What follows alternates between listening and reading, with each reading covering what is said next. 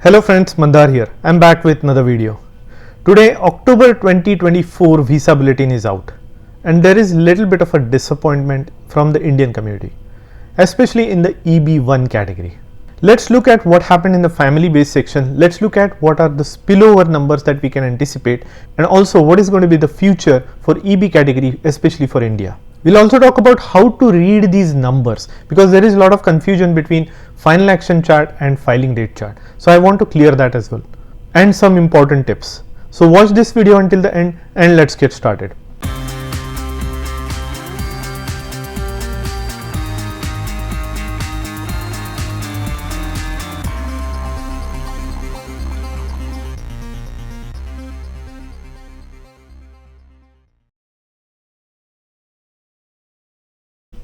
If you are here for the first time, welcome. My name is Mandar and I make immigration and lifestyle related videos for US and Canada. I'm not an immigration lawyer, so anything that I say on this video or on my channel is for information purpose only, and for your specific immigration needs.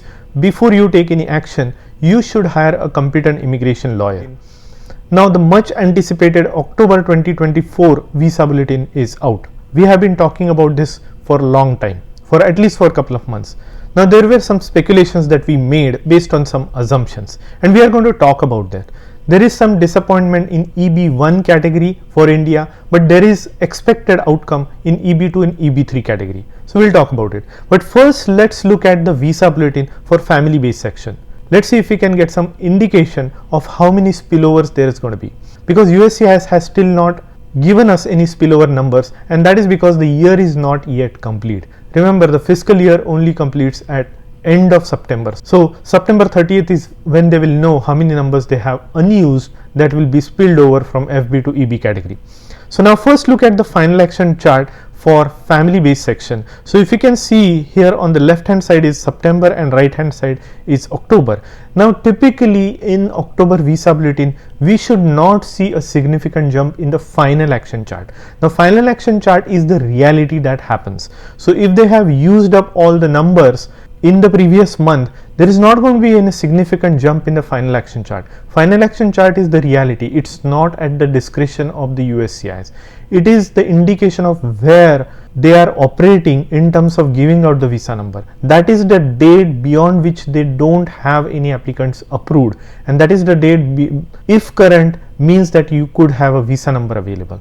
Now that is not true for the filing date chart. Filing date chart is totally speculative. It is at the discretion of USCIS. It is an anticipated date that they can stretch out in order to get enough applicants to apply for 485, so that they have enough demand to fill the visa numbers. So that is what the filing date chart date is, and that is the date we anticipate to move forward in October Visa Bulletin, because we get the fresh set of numbers every year in October, and that is what USCIS is looking at the pending inventory of how many are the pending applicants in particular category, how many are the visa numbers available, how many are the anticipated applicants in the upcoming year. Considering all these factors, they come up with a speculative date, and that date is the filing date chart date. Now final action chart is supposed to meet the filing date chart date by the end of the year. So that is what it is.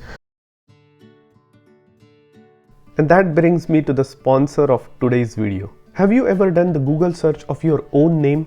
Look what I have found when I did mine. Here's what comes up. While some of this information is relevant, the other makes me uncomfortable that my information is exposed for a sale like this.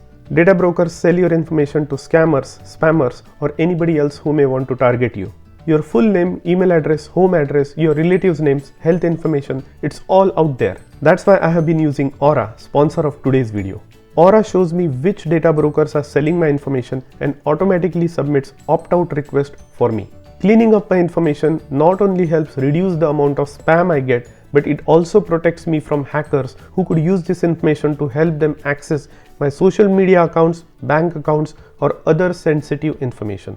Aura does so much more to protect my information and my family's information from online threats I can't see.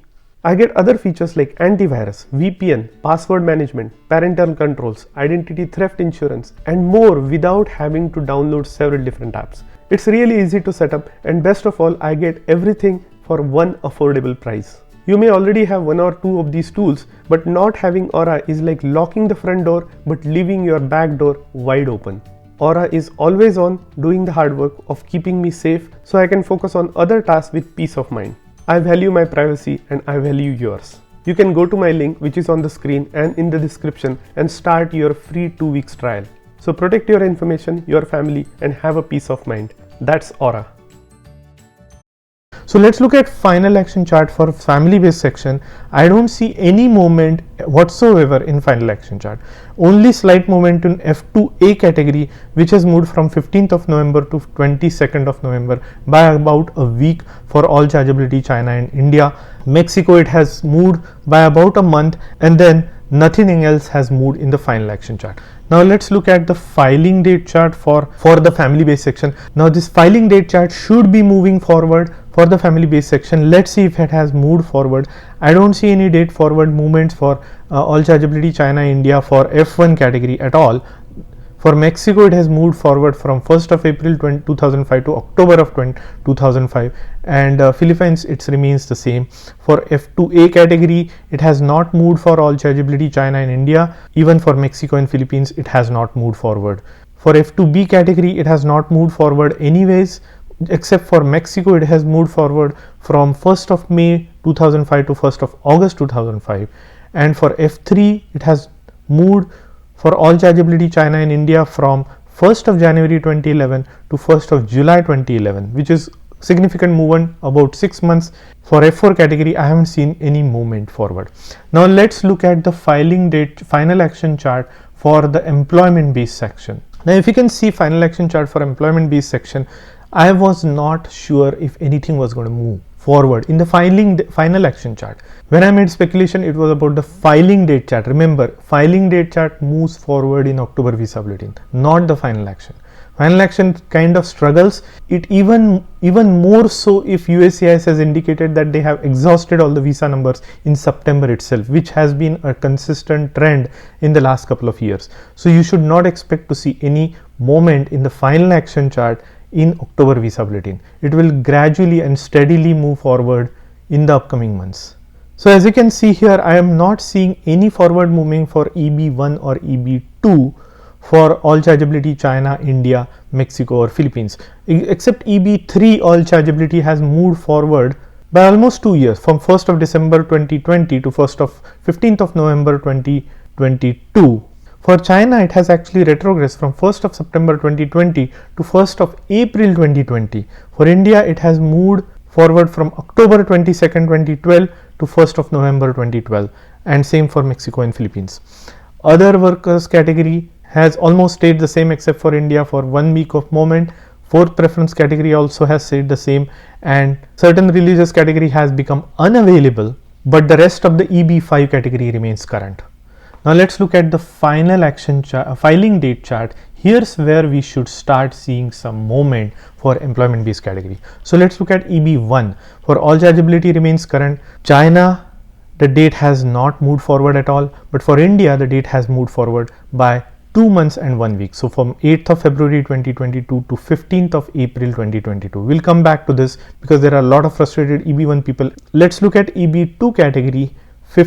All chargeability moved forward from 22nd March 2023 to 1st of August 2023. China moved forward from 1st of June to 1st of October 2020. India moved forward from 22nd July 2012 to 1st of January 2013.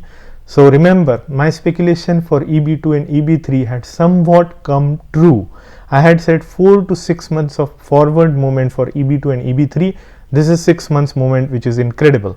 Now for Mexico, it has moved forward from 22nd of March to 1st of August 2023, and same for Philippines. Let's look at EB3. EB3 also moved by 1 month for all chargeability from 1st of February 2023 to 1st of March 2023. For China, EB3 has actually retrogressed from 1st of July 2021 to 15th of November 2020. So it has actually retrogressed for China.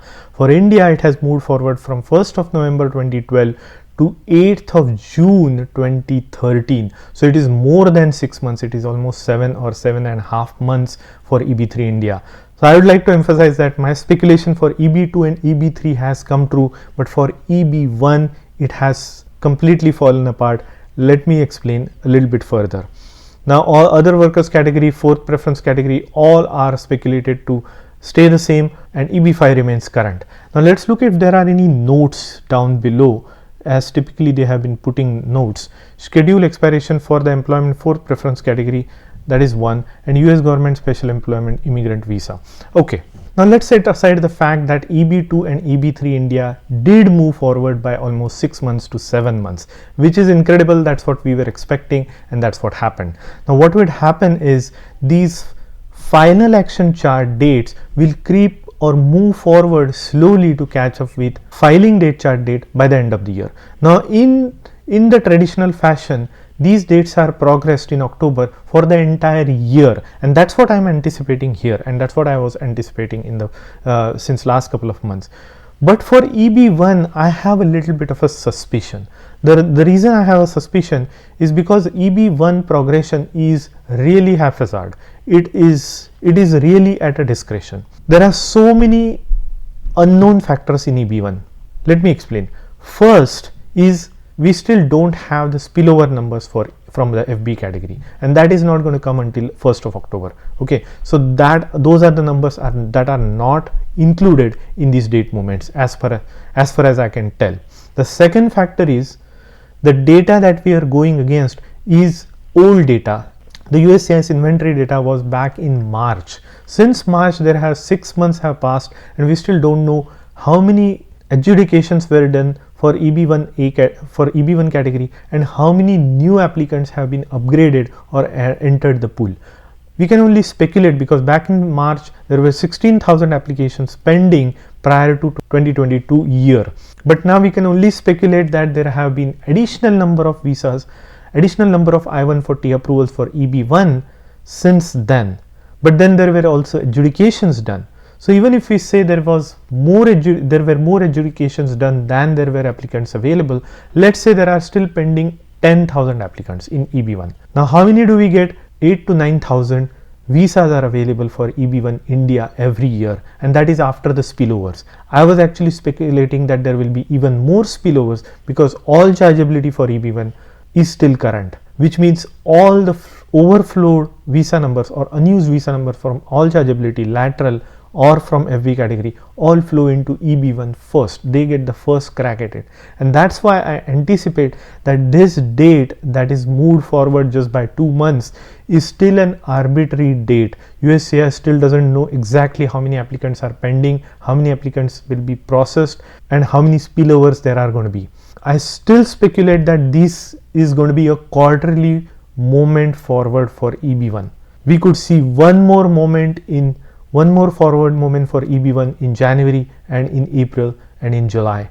That's what my speculation is. So at the end of the year, it will still move forward significantly, maybe by a year by the end of the year. So that is my speculation. So even though we see 2 months forward movement now, it is with many unknown factors. Now I'm okay to be incorrect because filing date chart is always arbitrary. One visa officer may move forward the dates by 2 years trying to create a demand just in case they have spillover numbers, while the other visa officer may be conservative and they may just move the dates forward by just 2 months. So it's all speculative, it's all relative and arbitrary. I'm not trying to justify why I was wrong in EB1 speculation, but this is the reality. So I can understand the frustration EB1 people are going to feel, but consider this, you guys are still ahead in the line compared to EB2 and EB3. There is no clear indication how many people are going to upgrade their applications from EB3 to EB2, EB2 to EB1, or EB3 to EB1, or for that matter any category to EB1. So that is the difficulty in speculating EB1. Now I can say for those disappointed EB1 people, we might expect to see forward movements even further every quarter. So that is what I am speculating. So let's see if that happens. Again, filing dates for EB2 and EB3 India did move forward by 6 months, which is great. I was hoping for that, and that's what happened. Now some people have asked me how many are the spillovers. Let's wait for another couple of weeks to get the spillover numbers, and that might give some more boost to EB1A category. Now one thing I also want to mention is people get really emotional about these visa bulletins. and I can understand why. When I was going through my green card application, I used to look at the Visa Bulletin every month, but I did not have the amount of information that is available today on YouTube and on the internet. This was many years back. I wished at that time that there was some more information. Well, now in this information age, there is so much to go by. There is so much information. You can watch videos, you can watch articles, you can Google search, you can chat GPT, and so on. And it's easy to get disappointed, but here's what I would say. You have come into this country not knowing when you will get your green card. There are so many factors that are working against you. The governments are not doing any changes to the immigration. There is not going to be any anticipated meaningful immigration reform unless there is the same party in both sides of the house and also in the White House, which is incredibly difficult. Secondly, you made a choice. You made a choice to come here. You made a choice to come to study in the US. You made a choice to go through the visa process and go through the filing process and wait for so many years. Nobody forced you to do that. All you can do is take the information, take for what it's worth, and make your life plans. So it's no point in bashing somebody on the internet or raising your frustration. My videos are meant to give you all the information that I know, that I have learned, that I have read, and what people share their experience with me. That is what I do through my videos. So I hope they give you the beacon of hope through your immigration journey. Every day I get countless number of messages on my phone when people get their green card. They are so appreciative of the information that they got from my videos and from my channel. Also, there are countless number of people who phone and talk to me. They book an appointment with me and they are completely satisfied. I also do some master classes. It's an incredible amount of effort. It's not easy for me. I have a full-time job and I still do this. So it's incredibly difficult for me to keep going in this difficult environment because immigration is not an entertainment environment. It doesn't entertain anybody. If anything, I get a slack, I get my name called out, and so on. So it's not easy for me. So I hope you take things into perspective. You take this Visa Bulletin. Nobody can speculate. They can only make an educated guess. You are responsible for your destiny. You are responsible for how you interpret and read your information and what decision you take in your life in terms of visa. That's all I wanted to say in this video. If you want to reach out to me, if you have a difficulty situation, if you have a job loss situation, I can give you my perspective. I have given countless number of people my perspective and they have benefited from it. Do check out the links in the description how to reach out to me and I'll be happy to help. Thank you so much for watching this video and I'll see you in the next one.